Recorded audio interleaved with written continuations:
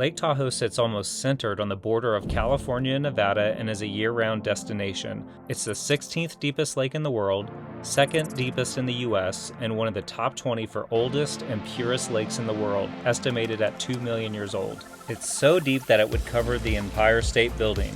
It has hundreds of miles of hiking trails, dozens of beautiful beaches, casinos, and world-class ski resorts. My family has been coming here for years during the Thanksgiving holiday, and in this video I'm going to show you some top things to do during the winter that don't involve skiing. One of the top things to see is Emerald Bay.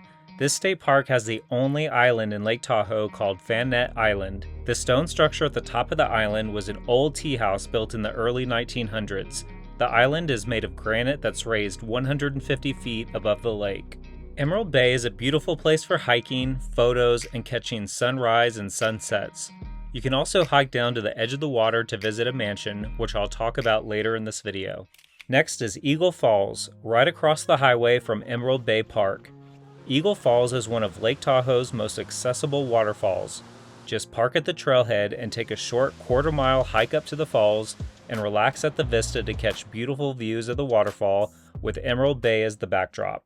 Vikingsholm is a hidden 38-room Scandinavian-inspired mansion on the shore of Emerald Bay that was built in 1929. It was a summer home to Laura Knight, which also included Fannette Island. It's made up of intricate, hand-carved details and considered one of the finest examples of Scandinavian architecture in the US. From the parking lot, you can walk down to the castle and check out the outside and the pier, as tours of the inside are only available during the summer months. It's a 2-mile round-trip hike to get down there, and some incline going back up. Just a few miles north of Vikingsholm is the Hellman-Ehrman Mansion. This mansion, also known as Pine Lodge, was built in 1903 as a getaway for the first banker of Los Angeles. This house has 3 stories, nearly 12,000 square feet, with 8 cedar columns on the front porch and a massive front yard in front of the water. This mansion is much more accessible than Vikingsholm and is my favorite out of the two. For a unique adventure that includes a mix of hiking and feeding wild birds, then Chickadee Ridge is a must-do. Before you head up, you'll want to pick up some bird seed. With a quick Google search, you'll see Ace Hardware's in North Lake Tahoe where you can pick some up. To keep it simple, they like the unshelled sunflower seeds. From Incline Village, simply go up Highway 431.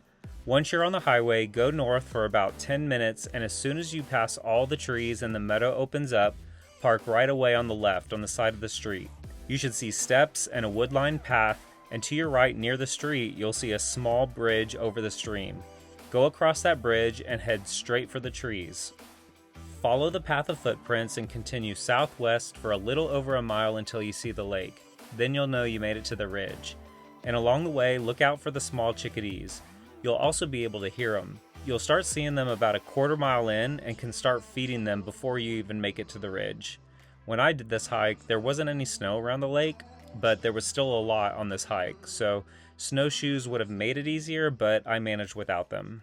On both the north and south side of the lake, there's casinos that you can go to. South Lake Tahoe has the bigger name casinos and a lot more options, and North Lake Tahoe has a few smaller options and it's less populated. There are more than 40 public beaches on Lake Tahoe with Caribbean blue water, white boulders, and views of snow-capped mountains that are still worth visiting even during the winter. I had a great time walking along the beaches and found a lot of people sitting on towels and having picnics. So just because it's winter doesn't mean you can't enjoy the beaches. One of the most popular beaches, and my personal favorite, is Sand Harbor Beach, which is on the northeast side of the lake and has a $15 parking fee. It has crystal clear water and interesting rock formations, along with one of the nicest sand beaches. You could easily spend an hour here walking around the area and taking photos. There were paddleboarders braving the cold and families crawling around on the rocks. Definitely worth the stop. A few miles south of Sand Harbor is another gem called Secret Cove.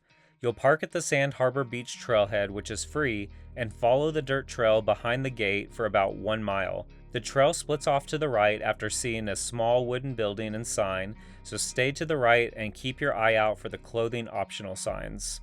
As you approach the beach, it'll open up to clear blue water filled with round boulders. Take the steps down to the beach and enjoy the quiet, secluded area before heading back. You can visit TahoePublicBeaches.org, which lists out all the beaches on the map. There's multiple places to ice skate around the lake, but I opted for the one closest to my Airbnb in Tahoe City. The place I visited was called Tahoe City Winter Sports Park, and it cost $20 per person, plus $5 for skate rentals.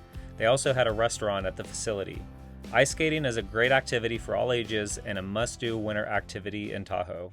Okay, so before I wrap this up, I'll share a few more activities that might interest you. There are multiple places around the lake to go tubing that are both paid and free. You can relax in natural hot springs, such as the Sierra Hot Springs. Take a sleigh ride with Borges sleigh and carriage rides, but be sure to make a reservation early. And you can climb up to Cave Rock and catch a beautiful sunset. If you found this video helpful at all, please take a second to subscribe to my channel. I spend weeks to months planning out my travel guide itineraries and have them confirmed by locals so you don't have to. It takes about 2 hours to drive around the lake depending on traffic, as there's only a one-lane road. Also keep in mind that Uber is scarce, so you'll want to plan accordingly if you want to spend some late nights at the casinos. North Lake Tahoe is a more chill area with one of the most expensive neighborhoods in the US called Incline Village. It's closer to the beautiful beaches such as Sand Harbor. South Lake Tahoe is best for larger groups of people that want to be where the entertainment is. Heavenly Village is a place filled with restaurants, shops, and a gondola ride up to the resort. You don't have to ski to take the gondola for amazing views of the lake and surrounding area. I hope you found this video helpful, and thank you so much for watching.